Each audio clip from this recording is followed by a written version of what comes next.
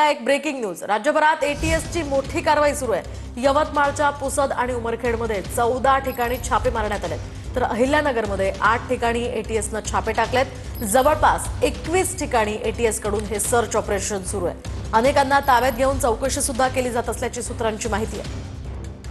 अधिकची माहिती जाणून घेऊयात आमचे प्रतिनिधी कृष्णा सोनार वाडकर यांच्याकडून। कृष्णा, काय सांगाल? राज्यभरात एटीएसची ही मोठी कारवाई सुरू आहे, काय नेमकं कारण असू शकतं? काय अधिकचे अपडेट्स आहेत?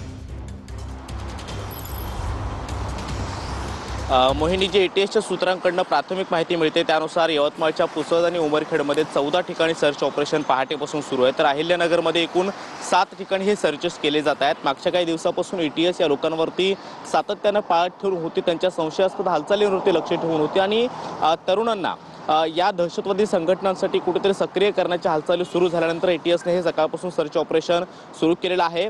यातले यवतमाळच्या पुसद आणि उमरखेडमध्ये ज्या लोकांची चौकशी एटीएसकडून केली जाते त्यातले काही सिमीचे सक्रिय मेंबर असल्याचं समोर आलेलं आहे। याच्या आधी सुद्धा ते सिमीच्या संपर्कामध्ये होते, मात्र सिमी या संघटनेवरती देशभरामध्ये बंदी आणल्यानंतर त्याचे जे काही मेंबर आहेत ते अजून सुद्धा या हालचालीमध्ये सक्रिय असल्याचं पाहायला मिळतं आणि अशा पद्धतीची सातत्यानं कारवाई एटीएसकडून केली जाते आहे। आताही जी माहिती मिळते त्यानुसार 20 पेक्षा अधिकच्या ठिकाणी एटीएसचे जे सर्च ऑपरेशन आहे ते सुरू आहेत आणि यवतमाळच्या पुसद आणि उमरखेडमध्ये काही लोकांना ताब्यात घेतल्याचं कळते, त्यांची कसून चौकशी सुरू आहे।